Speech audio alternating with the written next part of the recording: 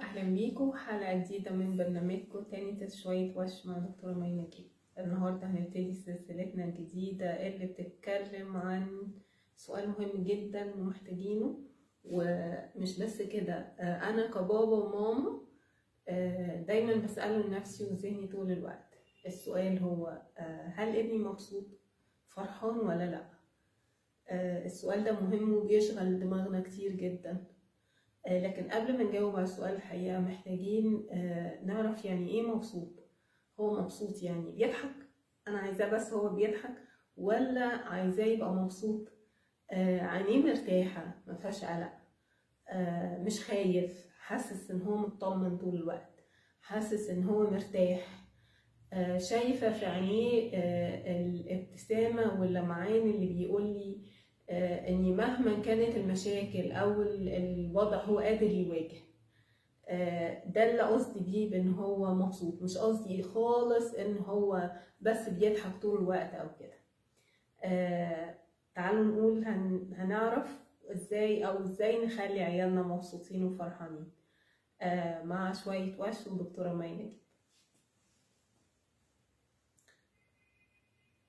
اهلا بيكم في حلقتنا تاني شوية وش مع دكتورة مي نجيب. احنا هنقول 10 نقط ازاي نخلي عيالنا فرحانين بالمعنى اللي احنا اتفقنا عليه في الاول. اول حاجة اللي هنتكلم عليها في الفيديو ده ودي مهمة جدا هي فكرة اني عشان اخلي ابني مبسوط لازم انا شخصيا ابقى مبسوط. انا مبسوط ده مش معناها ان انا بس بقعد اضحك وهزر واحنا بنضحك، لا لا لا خالص. لازم يكون في بالي وواضح جوايا كويس قوي ان ابني بيقرا جوايا قبل ما بيقرا الكلام اللي انا بقوله. بيقرا دوافعي ومفاهيمي ومشاعري اللي جوه قبل ما بيقرا وبيفهم الكلام اللي انا قلته. يعني مثلا انا ممكن اقول لابني حبيبي، لكن انا من جوايا حاسه ان هو عيب، حاسه ان هو مجهد، انا مش طايقه القعده معاه. كل احساس ده حتى لو ما قلتوش بلساني لابني لكن هو حاسس كويس قوي. هل انا كبابا وماما قادر اوصل لابني ان هو مش عيب؟ هل انا كبابا وماما قادر انا من جوايا احس ان هو عطيه ربنا ليا؟ قادر اقبل عيوبه واحس ان هو العيب اللي فيه ده مش على مزاجي صحيح وما كنتش اتمنى ان هو يبقى موجود، لكن في نفس الوقت مش متضايق منه، حاسس ان هو عطية كبيرة قوي من ربنا ليا. كل ده بيفرق ليه؟ لاني بيحسس ابني ان انا قابله كله على بعضه، قابله كله كحتة واحدة كده. مش محتاج ان انا اقول هو حلو وابني وكل حاجة، لكن يا سلام لو شاطر قوي في المدرسة، يا سلام لو المذاكرة بتاعته سهلة، لو هو مش زنان. خدوا بالكم اني زي ما اتفقنا ان الطفل بيبقى قادر يقرا اللي جوه بابا وماما اكتر من مما انا اتخيل او افهم. ايه تاني؟ الحقيقه ابني كمان يحس بان انا سعيد ومبسوط لو انا مبسوط بالوقت اللي بقضيه معاه، مش بس انا حاسه ان الوقت ده مفروض عليا، يلا هنقعد عشان نخلص الواجب، يلا هات لعبك عشان نلعب عشان لا، الكواليتي تايم او الوقت اللي انا بقضيه معاه وقت بالنسبه لي انا من جوه مفرح.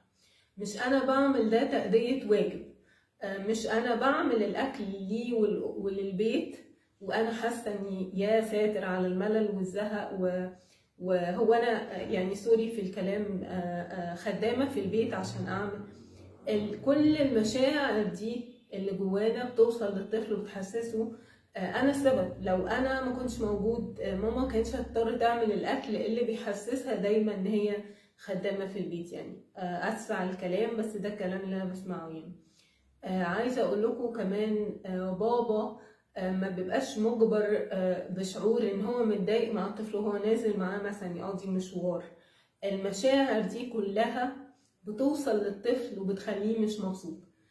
مشاعر الصراع اللي جوه الطفل بيحسسه اني انا مش فرحان، بابا وماما مش فرحانين بيا، مش حاسين بوجودي، او انا ما عنديش القيمه اللي ممكن تخلي حد فرحان.